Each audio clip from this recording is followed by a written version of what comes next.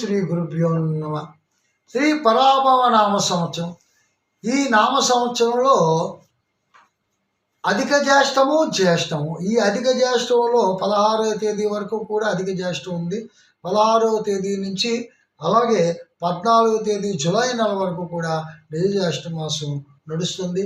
దాన్ని బట్టి మనం లెక్కేసుకున్నట్టయితే మిథున రాశి వారికి గోచారం ఎలా ఉంది? ఈ అధిక జ్యేష్ఠ మాసంలో అనవసరంగా ధన వ్యయం కొడుతుంది. బంధు విరోధములు అంటే ఒక సన్నిహిత సంబంధాలు కూడా విరోధం అయ్యే పరిస్థితులు ఉన్నాయి. అది చాలా జాగ్రత్త. మంచి మాట అన్నా ఆ చెడు ప్రభావానికి దారితీస్తుంది. చాలా ఆచితూచి జాగ్రత్తగా ప్రవర్తించవలసిందిగా. అయితే ఇక్కడ ఆకస్మిక కలహముల వల్ల అంటే మన సరదాగా ఉంటుంటాం, నలుగురు కలిసి ఆనందంగా ఉంటూ ఏదో ఒక అందుకే ఏదో సావాస దోషం ఉండరాదు. సన్నిహితులతో కలిసి పార్టీల వ్యవహారాల్లో ఇప్పుడు యూత్ ఉన్నారు, ఎక్కడ పార్టీలు కాడికి వెళ్తుంటారు. అది జాగ్రత్తగా ఉండండి. మంచితనంలో కలహము ప్రారంభమవుతుంది. అది ఎలా దారితీస్తుందంటే హత్యలకు కూడా దారితీస్తుంది. అంత ప్రమాదకరమైనటువంటి పరిస్థితి ఉంది. మిథున రాశి వారు ఆప్యాయతగా ఉంటారు, మంచి అనురాగంతో ఉంటారు, అయితే అంత సన్నిహిత సంబంధాలతో ఉంటారు.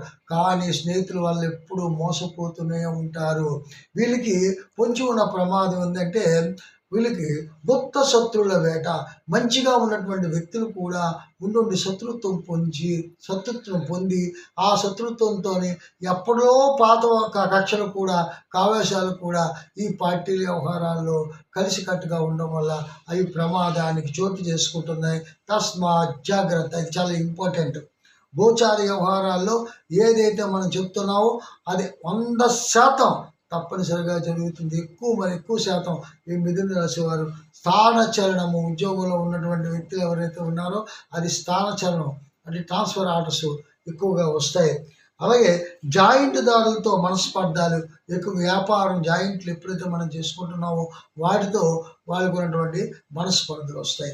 అలాగే 16వ తేదీ నుంచి జూన్ నెల మనకి నిజ జ్యేష్ఠ మాసంలో ఎలా ఉంది? నిజ జ్యేష్ఠ మాత్రంతో కూడా కొన్ని ఇబ్బందులు మనకి ఎక్కువగా ఎదురవుతాయి. కారణం ఏంటంటే బంధుమిత్ర పరివారముతో కలహములు అన్నాడు.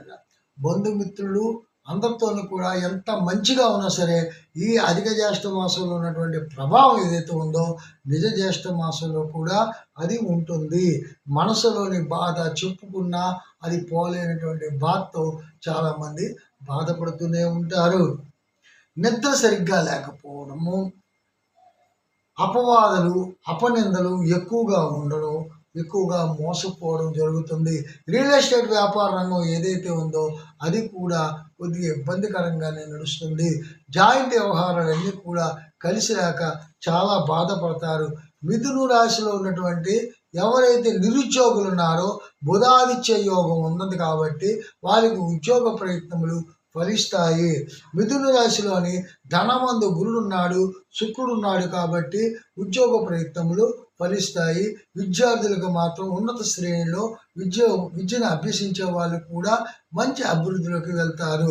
అలాగే ఏదైతే కాంపిటేటివ్ ఎగ్జామ్స్ రాస్తున్నారో వాళ్ళకు కూడా మంచి మార్కులు, ర్యాంకులు వచ్చి స్థిరత్వాన్ని సూచిస్తుంది. కాబట్టి ఈ మిథున రాశిలో ఉన్నటువంటి వారు శివారాధన చేసుకున్నట్టుగైతే గ్రహదోష నివారణ జరుగుతుంది. మళ్ళీ మరో ఎపిసోడ్తో ముందుకు వస్తాను. అంతవరకు సెలవు. ఓం